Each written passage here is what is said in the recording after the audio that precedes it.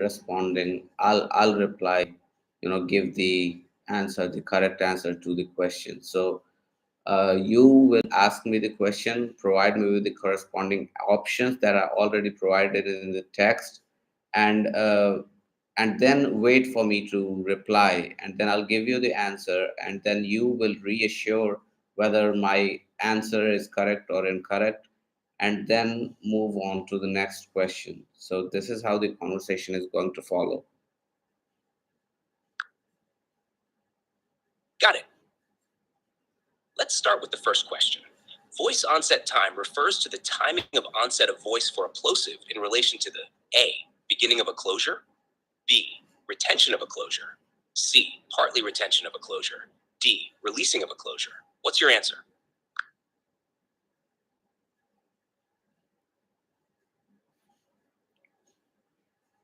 Let me check whether the voice is okay or is it not. Sure, take your time. Let me know when you're ready. Sure, take your time. Let me know when you're ready. Sure, take your time. Let me know when you're ready. Sure, take your time. Let me know when you're ready. Sure, take your time. Let me know when you're ready. Can you hear me? Sure, take your time. Let me know when you're ready. Can you hear me?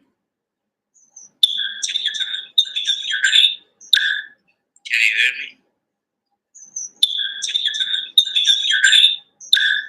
Can you hear me? Sure, take your time. Let me know when you're ready. Can you hear me? Sure, take your time. Let me know when you're ready. All right, so that worked.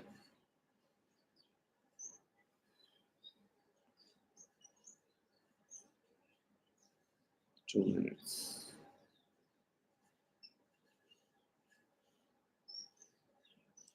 All right, let's start with the first question. Great. Here's the first question again. Voice onset time refers to the timing of onset of voice for a plosive in relation to the A, beginning of a closure, B, retention of a closure, C, partly retention of a closure, D, releasing of a closure. What's your answer? Well, the answer is releasing of a closure, but can you elaborate, like a good elaboration on what this phenomena really is? Like voice onset time refers to the the releasing of the voicing when a sound is produced. There are three things, like simple unaspirated voiceless stop, and then you have a voiced stop, and also one more thing, right? So there are varying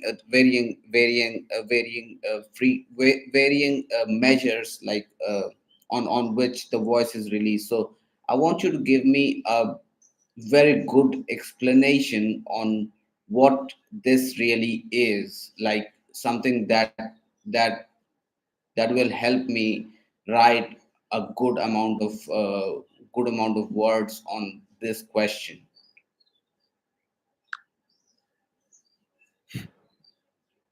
Certainly. Voice onset time, VOT, is a key concept in phonetics and refers to the time interval between the release of a plosive closure and the onset of vocal cord vibration. This timing helps distinguish between different types of plosives, which are sounds made by blocking and then releasing air from the mouth. Here's a detailed breakdown. 1. Voiceless stops. For sounds like P and K, which are voiceless stops, VATI is typically longer. After the release of the closure, there's a noticeable delay before vocal cord vibration begins. This delay is what gives these sounds their characteristic unvoiced quality. 2. Voiced stops. For sounds like B, D, and J, which are voiced stops, VOT is shorter. The vocal cords start vibrating almost immediately after the release of the closure. The brief lag between the release and the onset of voicing results in a sound that feels more voiced compared to its voiceless counterparts. 3. Aspirated versus unaspirated stops. In some languages, stops can be aspirated, like the P in pat, or unaspirated, like the P in spat. Aspirated stops have a longer VOT because there's a noticeable burst of air before voicing starts. Unaspirated stops have a shorter VO with less of this burst. So, VOT helps us understand how different plosives are articulated and perceived, especially in distinguishing between voiceless and voiced stops, and how aspiration affects these sounds. It's crucial in phonetics because it directly influences how we categorize and recognize speech sounds. Now, can you give me a very short description of how the VOT or the VOT functions in various types in the production of various types of sounds? Voice onset time, VOT, measures the time between the release of a plosive and the start of vocal cord vibration. In voiceless stops like T and K, VOT is longer because there's a delay before voicing begins. In voiced stops like B, D, and G, VO is shorter as voicing starts almost immediately after the release. Aspirated stops have a longer VOT due to an extra burst of air before voicing. All right, let's move on to the next question. So, which of the following options is correct? First, opposition or contrast refers to any paradigmatic relation between units that are distinct in a given language, right? The second is neutralization refers to the suppression of an opposition between morphemes in phonological form. Third, the opposition or contrast refers to any syntagmatic relation between units that are distinct in a given language. Fourth, neutralization refers to the suppression of an opposition between phonemes in one position when the opposition is present in other positions. So this definition of neutralization is correct. So four is correct. So elaborate all of these 4 points. Like read them out one more time.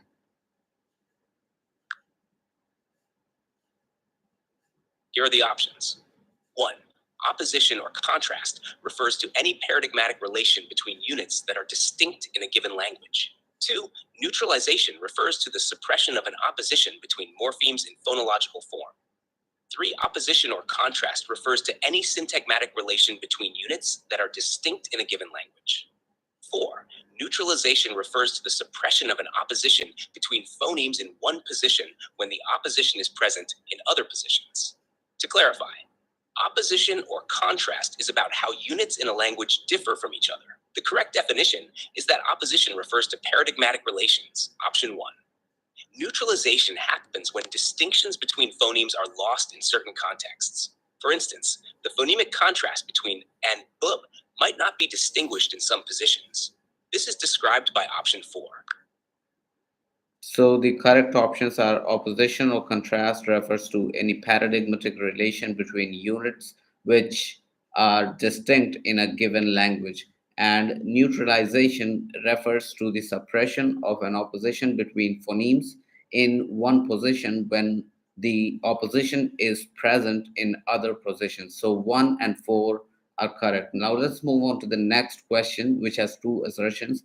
The term filter refers to a mechanism constructed to reinforce certain frequencies of complex sound and to weaken others in order to modify its timbre. The second assertion, that our oral and nasal cavities form an acoustic filter. Now, the second assertion is correct, that our oral as well as the nasal cavities form an acoustic filter. That's completely true. But the first assertion, that the term filter refers to a mechanism that is constructed to reinforce certain frequencies of a complex sound and to weaken others in order to modify its timbre. That is also a correct assertion, but I want you to explain what this assertion really means. What timbre is, what's filter. I want you to elaborate what this assertion means.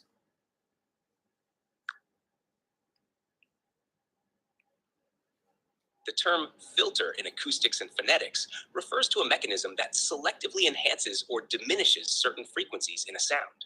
In essence, it shapes the sound by letting some frequencies pass through while blocking or reducing others. This process changes the quality or timbre of the sound. Timbre is what makes different sounds distinct from one another, even if they have the same pitch and loudness.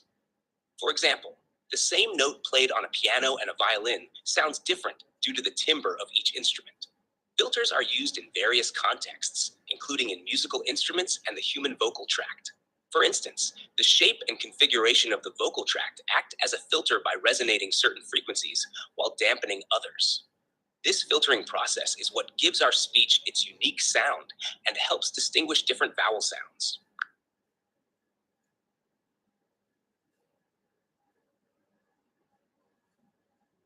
So, can you explain the same thing in simpler terms in order for me to be able to grasp that easily? Sure, think of a filter like a sieve that you use to separate things. In the context of sound, a filter is like a special tool that lets some parts of a sound pass through while blocking others. This helps change how the sound feels or sounds to our ears. Timbre is just the unique quality of a sound that lets us tell different voices or instruments apart. For example,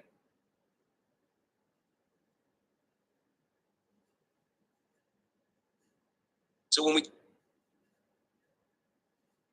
vocal tract, mouth and throat shapes the sound to create different vocal qualities or speech sounds. Please repeat. Please repeat the same thing one more time because your voice got cut off. Of course, think of a filter like a sieve that separates things. In sound, a filter lets some parts of a sound through and blocks others. This changes how the sound feels or sounds to us. Timbre is the unique quality of a sound that helps us distinguish different voices or instruments. For example, a guitar and a piano might play the same note, but they sound different due to their timbres. So, when we talk about filters in sound, we're referring to how our mouth and throat shape the sound to produce different qualities or speech sounds.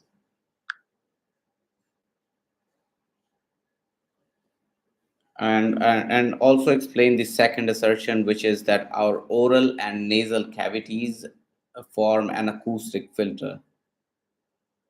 What does that really mean? Sure, our oral and nasal cavities act as natural filters for sound. When we speak or make sounds, these cavities shape and modify the sound waves produced by our vocal cords. Imagine blowing through a straw versus through a wide tube. The shape and size of the straw or tube affect how the sound comes out. Similarly, our mouth and nose change the sound by altering the shape and size of the vocal tract, which impacts the sound's timbre and quality.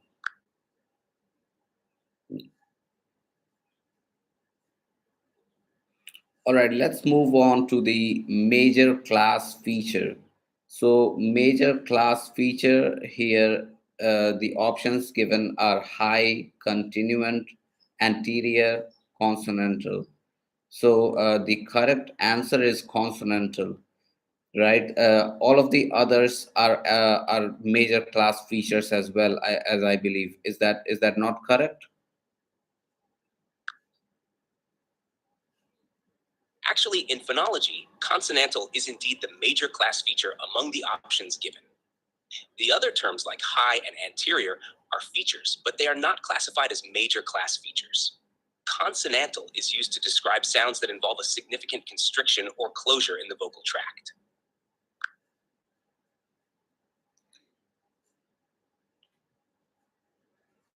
Now, the next question has two assertions. So, in lexical phonology, lexicon has a productive role. It consists of ordered levels in which certain phonological and morphological processes take place. The second assertion is that lexical phonology accounts for the interactions of morphology and syntax. So, the second assertion is certainly not correct as because the lexical phonology, it accounts for the interactions of morphology as well as phonology, but not morphology and syntax. So that assertion is certainly not correct. Now I want you to elaborate. I want you to focus and elaborate on the first assertion, which is given in the question. In lexical phonology, the lexicon is indeed seen as having a productive role. This means that the lexicon isn't just a static list of words, but actively participates in how words are formed and modified. The idea is that the lexicon is structured in a way that affects phonological and morphological processes. Specifically, lexical phonology proposes that there are different levels or stages in the lexical structure where these processes occur. For instance, certain phonological rules might apply to words at one level of the lexicon, but not at another. Similarly, morphological processes, like how prefixes or suffixes are added to base words, also follow certain rules depending on the level of the lexicon involved. This ordered structure helps to explain how complex words are formed and how phonological patterns emerge in a language.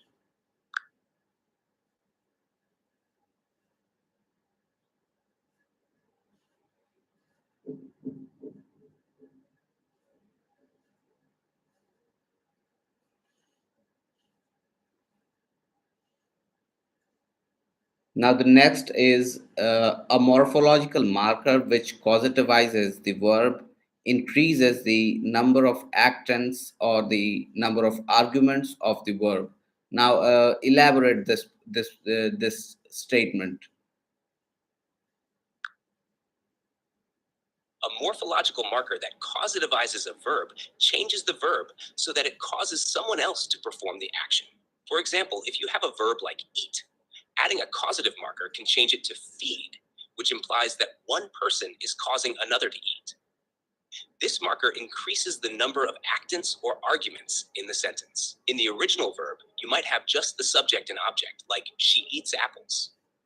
With the causative form, you introduce an additional participant, like she feeds him apples. Now, the sentence includes not only the eater and the eaten item, but also an agent who is causing the action to happen. Thus, the causative marker expands the verb's argument structure by adding another role to the sentence.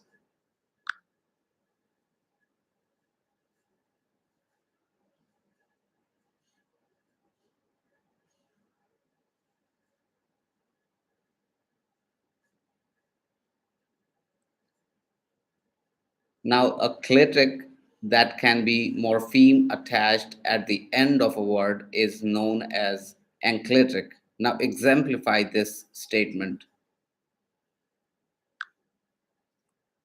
An enclitic is a type of clitic that attaches to the end of a word. For example, in English, the contraction I'm uses the enclitic im, which attaches to the pronoun I.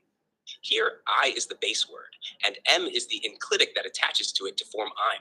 Another example in languages like Spanish is the clitic lo, attached to the end of a verb form, as in dímelo, tell it to me. Here, lo is the enclitic attached to the end of dime, tell me.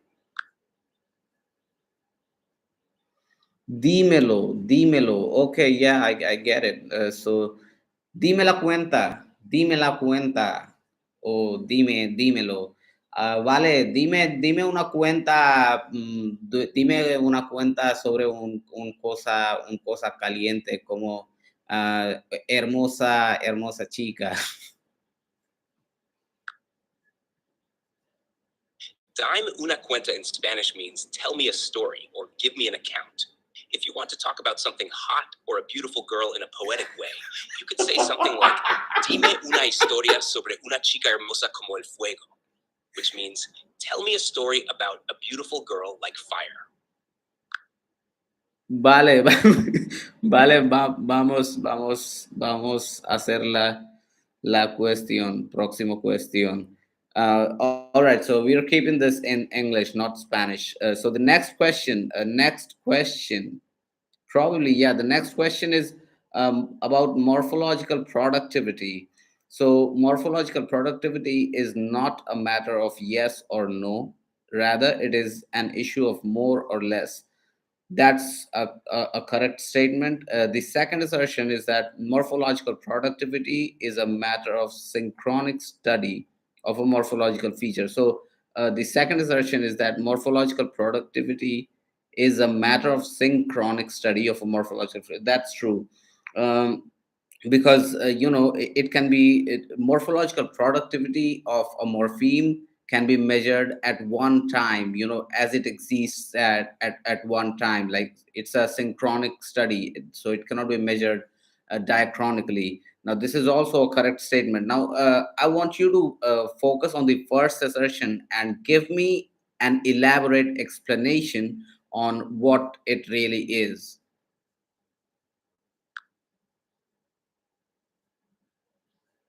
The first assertion about morphological productivity being a matter of more or less, rather than a strict yes or no, means that it isn't a simple binary. It varies in degree. Morphological productivity refers to how readily and frequently a morphological process or pattern is used to create new words or forms. For example, in English, the suffix "ein" is highly productive because it can be added to a wide range of verbs to form gerunds or present participles, like running, singing. This productivity can be described as high because it's widely applicable across many verbs. Conversely, a morpheme with low productivity might be used in very limited contexts or not be as easily applied to create new words. The level of productivity can change over time and across different languages or dialects. It's about the relative ease and frequency of forming new words with that morpheme, rather than an absolute measure.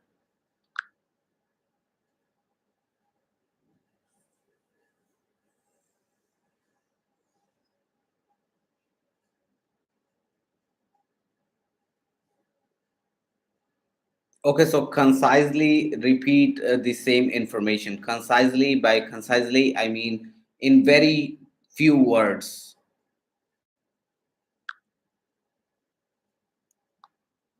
Morphological productivity isn't just yes or no. It's about how often and easily a morpheme is used to create new words. It can vary in degree and isn't fixed.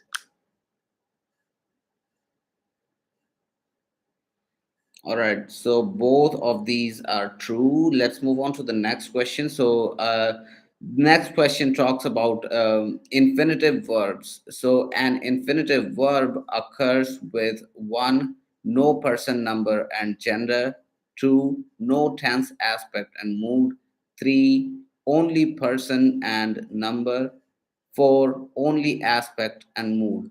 Now, I don't know the correct answer to this, but here given is that an infinitive verb occurs with one, no person, number, and gender; second, that it does not occur with any tense, aspect, or mood.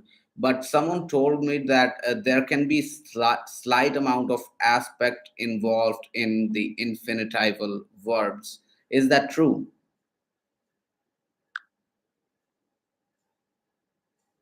For infinitive verbs, it's correct that they generally don't include person, number, gender, tense, aspect, or mood. They are the base form of the verb without additional grammatical features. While some languages might show slight aspectual distinctions in infinitives, it's not common. So typically, infinitive verbs lack both tense and aspect. So, can you give me examples about a language having, infinitive verbs with aspectual features? Infinitive verbs included with aspectual features.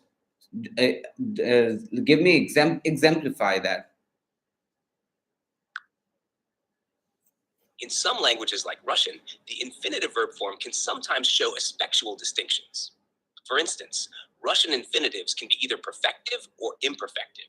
Imperfective infinitive, читать, meaning to read in an ongoing or habitual sense. Perfective infinitive, прочитать, meaning to read with the implication of completing the action. Here, the aspectual feature is reflected in the infinitive form itself, showing whether the action is viewed as ongoing or completed.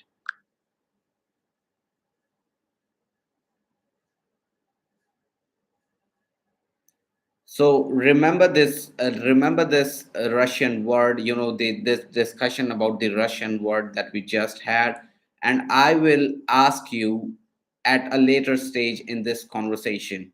So let's go ahead for the next question now. Got it. Moving on to the next question. An allomorph is defined as a variant form of a morpheme in some defined environment. The options are 1. A sound that occurs in any environment. 2. A variant form of morpheme in some defined environment. 3. A form of a word that occurs independently. for a form of a word that brings semantic change in the word. Which one is correct?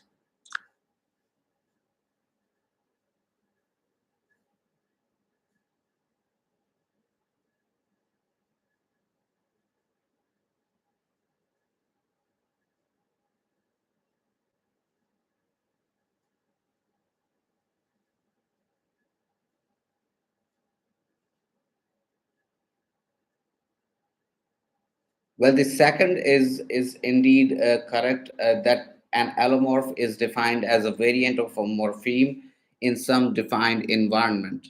So, yeah. That's right. An allomorph is indeed a variant of a morpheme that appears in specific environments. Now, moving on to the next question. Principle A of binding theory is associated with which one of the following? 1. Referential expression. 2. Reflexive pronoun. 3. Noun phrases. 4. What's your answer?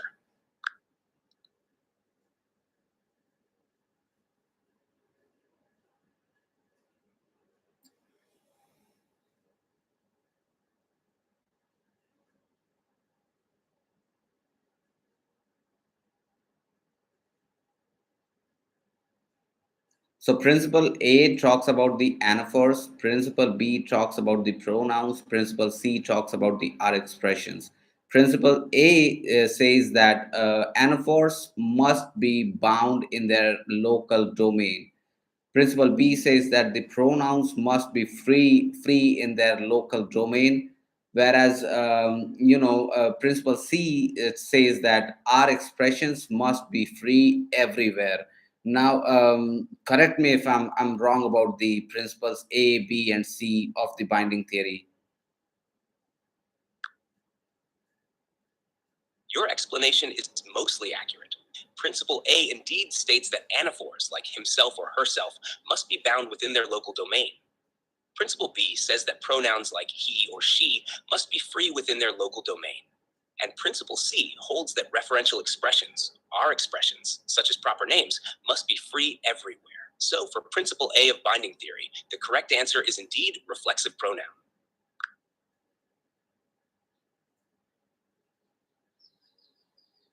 Right. So reflexive pronouns are an example of anaphors, and that is the reason why principle A of the binding theory, as given in this question, is associated with the reflexive pronoun and not the others. That is, small pro, referential expression, or noun phrases.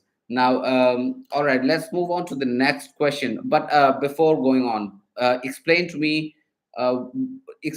what are the divisions of anaphors, like reflexive pronouns, and or there is also something else. I don't recall that, but there is indeed some other division of the anaphors. Reflexive pronouns like himself, herself, and there is something like each other or something like that.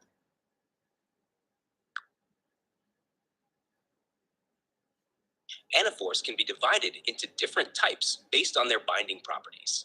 Reflexive pronouns, like himself and herself, are a key type of anaphor, as they must be bound within their local domain. Another type is reciprocals, such as each other and one another, which involve mutual relationships between entities and also require binding within their local context. In summary, the main divisions are reflexive pronouns and reciprocals. Reciprocals. All right, let's move on to the next one. So movement is associated with diagnostic. Now, how is that? How can that be explained? Movement in syntax refers to the shifting of elements within a sentence, such as moving a noun phrase to the beginning of a sentence. It's called diagnostic because analyzing how elements move can reveal underlying grammatical structures and rules. Essentially, studying these movements helps diagnose or identify the syntactic structure of a sentence. The next, select the correct order. First, predicate. Second, X bar. Third, VP, that is verb phrase. Fourth, DP, that is determiner phrase. Now, explain to me what is the correct order and why. The correct order is fourth DP determiner phrase, third VP verb phrase, second X bar, first predicate. Here's why. In syntactic structure, the DP typically comes first as it represents the subject of the sentence. The VP follows, containing the verb and its complements. X bar theory shows how these components fit into larger structures. Finally, the predicate encompasses the overall function of the sentence, including the DP and VP. So the correct order, as mentioned in the question, is the following: first predicate, then VP or the verb phrase, then X bar, and then DP. Is that correct? No, the order should be DP determiner phrase first, then VP verb phrase, followed by X bar, and finally predicate. The question may have listed a different order, but this sequence reflects the typical syntactic structure. So the typical syntactic structure should be DP, VP, that is verb phrase, and then X bar, and then predicate. Is that not true? Yes, that's correct. The typical syntactic structure is determiner phrase DP first, followed by verb phrase VP, then X bar, and finally the predicate. But as mentioned here, the correct answer is that the first thing that comes here would be predicate, and then what comes up is the verb phrase, and then what comes up is the X bar, and then what comes up is the determiner phrase. So why is that? Why is this mentioned as the correct answer to the correct ordering? The ordering you've mentioned, where the predicate comes first, is actually a part of a different theoretical approach. In some frameworks, like generative grammar, the predicate might be introduced earlier in the structure building process, reflecting how syntactic elements are organized and transformed in specific analyses.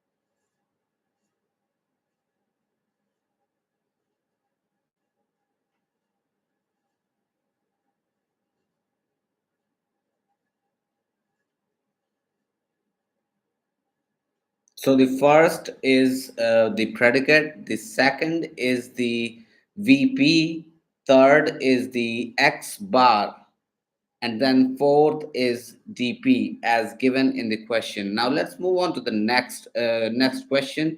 So which of the following are mentioned by Ross or Ross's constraints?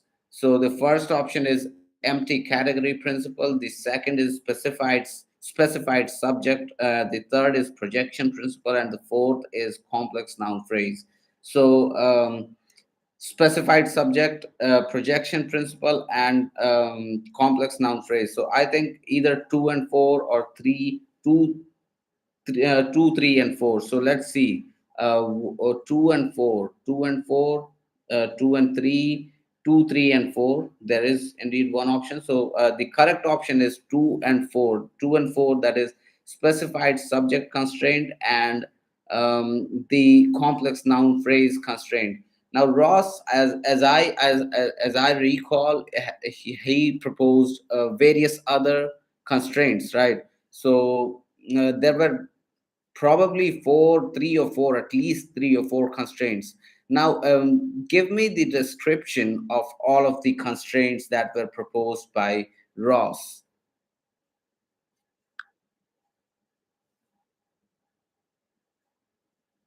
Ross proposed several constraints, including 1. Empty category principle, ECP. This constraint requires that empty categories, like pro and trace, must be properly governed or licensed within a sentence. In other words, these empty elements must have a position in the sentence where their function or position is clear. 2. Specified subject, condition. This principle states that the subject of a clause must be explicitly specified. For instance, the subject cannot be left ambiguous or unspecified. 3. Projection principle. This principle posits that the structure of a sentence must reflect the structure of the underlying syntactic representations. Essentially, it ensures that the surface structure of a sentence mirrors its deep structure. 4. Complex noun phrase, CNPC constraint. This constraint restricts movement out of complex noun phrases. It prevents elements from moving out of noun phrases that have a complex internal structure. In the context of the question, only the specified subject condition and the complex noun phrase constraint are specifically mentioned. So the correct answer should have been all of the these mentioned. Actually, Ross's constraints include the empty category principle, specified subject condition, and complex noun phrase constraint. The projection principle is more associated with the principles of government and binding theory, but not specifically listed among Ross's constraints. So the correct answer from the options you provided would indeed be specified subject and complex noun phrase constraint. But you also mentioned that he proposed the empty category principle, Ross.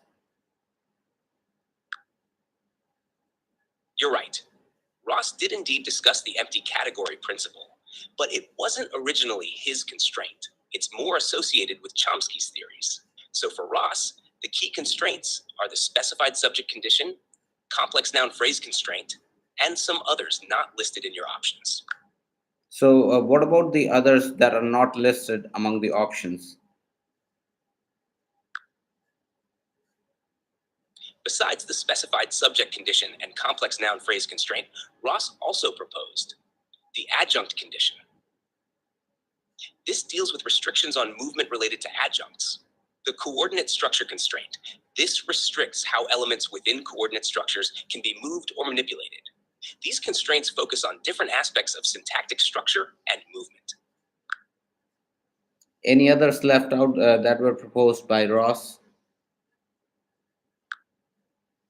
Yes, another constraint proposed by Ross is the empty category principle. This principle posits that certain positions in a sentence should be filled or have a corresponding empty category if they are not overtly filled. The empty category itself isn't always visible, but is crucial for understanding sentence structure and movement. But you just fucking said that this is not an original contribution of Ross. Empty category principle was not originally contributed by Ross, but Chomsky. That's what you just said, you motherfucker. I apologize for the confusion earlier. You're right, the empty category principle was introduced by Chomsky, not Ross. Ross's contributions include constraints like the complex NP constraint and the left branch condition. Thanks for catching that mistake.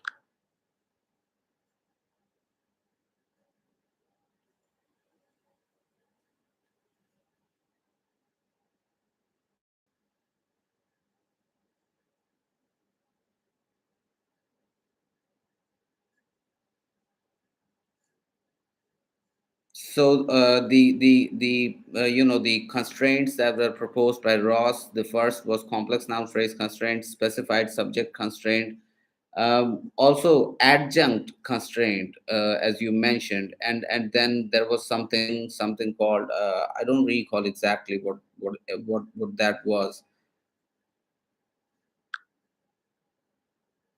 The fourth constraint you're referring to might be the left branch condition.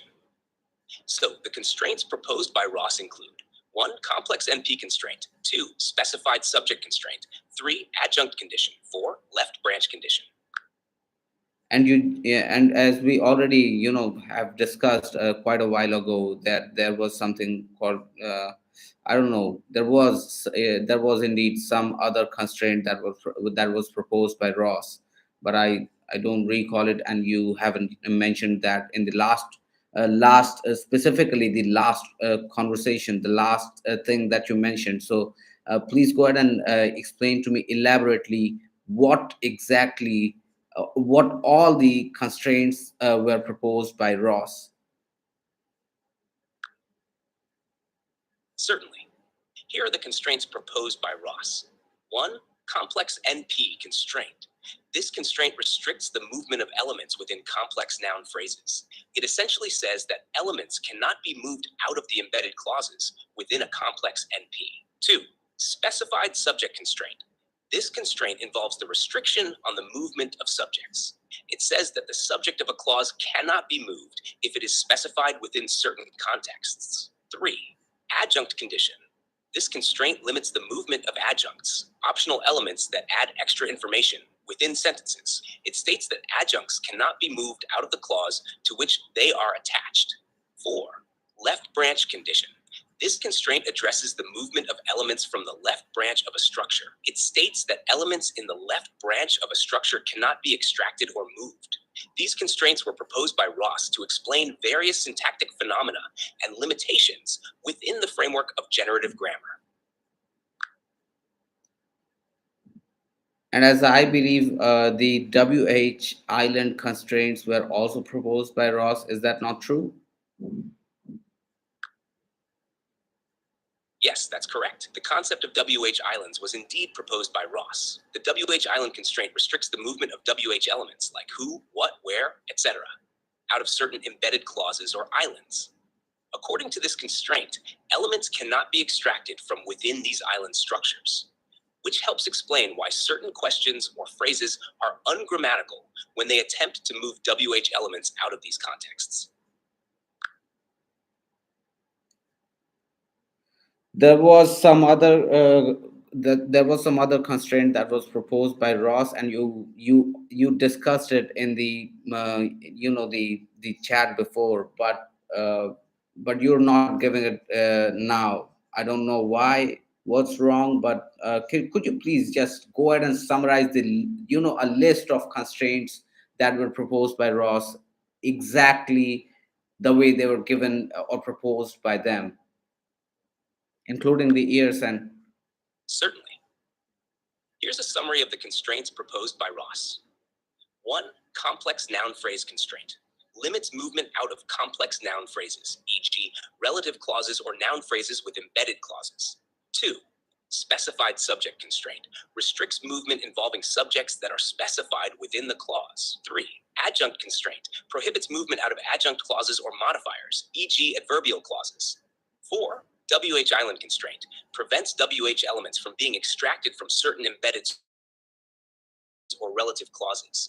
These constraints were part of Ross's contribution to understanding syntactic structure and movement within generative grammar.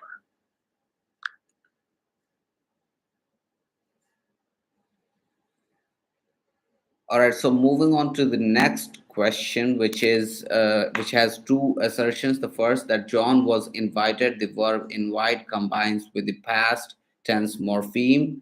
John was invited. That's not correct. The second assertion, that in the sentence Bill thanked John, the verb thank combines with the past tense morpheme. Now this assertion is correct. Now, explain to me why the first assertion is not correct.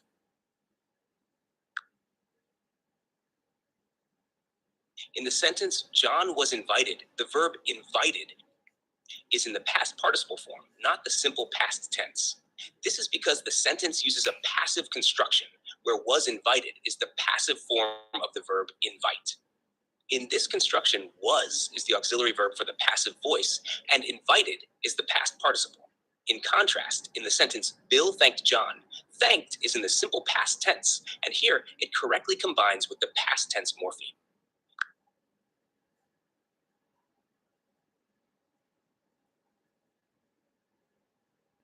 So I shall have to get a good hold of the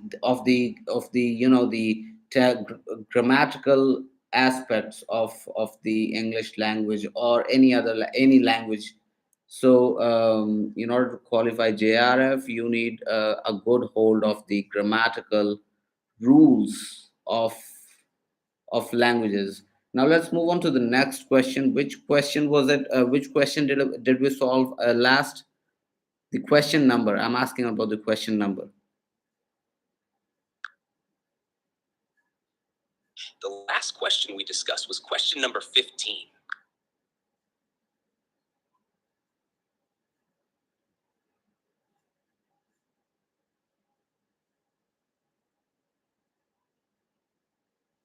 All right, let's move on to the 16th question now. So the term which is traditionally used to label one of the three divisions of semiotics along with semantics and syntax. There is a term that is used to label one of the three divisions of semiotics along with semantics and syntax. So semantics, syntax, and pragmatics, I believe. Now elaborate more on what this statement really means. Yes, you're right. The term pragmatics is used alongside semantics and syntax to describe one of the three main branches of semiotics, which is the study of signs and symbols. Semantics focuses on meaning and how words and sentences convey information. Syntax deals with the structure and rules governing sentence formation. Pragmatics, on the other hand, examines how context influences the interpretation of meaning. It looks at how people use language in real life situations to communicate effectively and understand each other. For example, pragmatics would explore how the meaning of a sentence like, "Can you pass the salt?" is affected by the context in which it's spoken, such as a dinner table versus a formal meeting.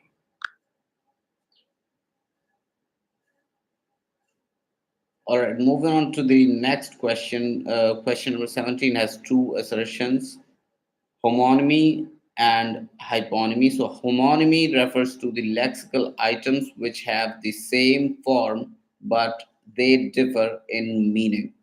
The second assertion that hyponymy refers to the lexical items which have different forms with the same meaning. So, homonymy refers to the lexical items which have the same form but they differ in meaning. Same form but differ in meaning. The second, that hyponymy refers to the lexical items which have different forms with the same meaning. That's not correct. So, first is true, but two is not true. Now, yeah, so basically explain what homonymy is.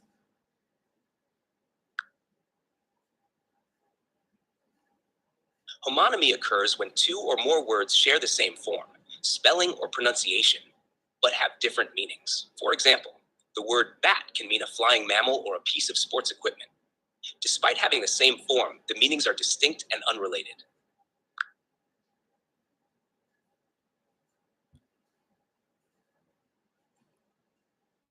All right, moving on to the next question. So in semantic theories, the term used to refer to a minimal unit of meaning. In the semantic theories, the term used to refer to a minimal unit of meaning is sememe. Now, please elaborate what this statement really means. What's sememe? A sememe is the smallest unit of meaning in semantic theories, similar to how a morpheme is the smallest unit of meaning in morphology. It refers to the fundamental meaning carried by a word or phrase. For instance, in the word book, the semem would encompass the concept of a bound collection of pages. Book, the sememe of for book would be a bound collection of pages. Now let's move on to the next one. Semiotics. So semiotics relates with what? Sense relation between lexical items, signaling system, Ferdinand de Saussure, or same form with different meanings. Semiotics could refer to signaling system. Yes. Now explain what this really means. Semiotics is the study of signs and symbols and how they communicate meaning. It looks at how signs, like words, images, or sounds, are used to convey messages. So when we talk about a signaling system, we mean the way these signs work together to create meaning. It's like understanding how a traffic light uses colors to signal drivers.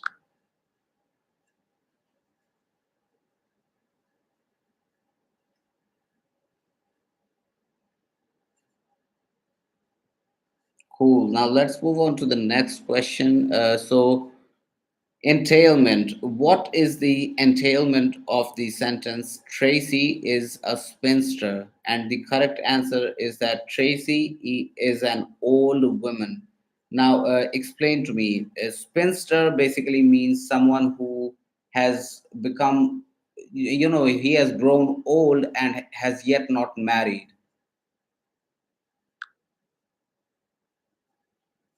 Actually, the term spinster traditionally refers to an unmarried woman, not necessarily an old woman.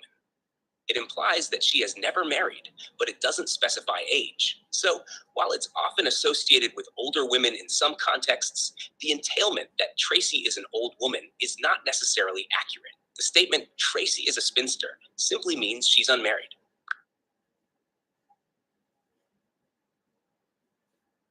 But the entailment of this sentence would be that Tracy is an old woman. No, the entailment of the sentence, Tracy is a spinster, does not necessarily mean that Tracy is an old woman. Spinster means that Tracy is an unmarried woman, but it doesn't imply her age. The term itself historically referred to unmarried women, regardless of age, though it's often associated with older women in some contexts. All right, let's move on to the next question. So the next question is idiolect is a term that is used in linguistics to refer to the linguistic system of an individual speaker. That's very true. The second, that register refers to a variety of language defined according to its use in social situations. So that is also true. Now, elaborate more on that on register.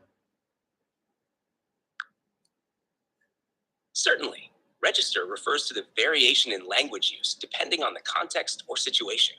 It involves differences in vocabulary, grammar, and style based on factors like the formality of the setting, the relationship between speakers, or the specific purpose of communication. For example, you might use a formal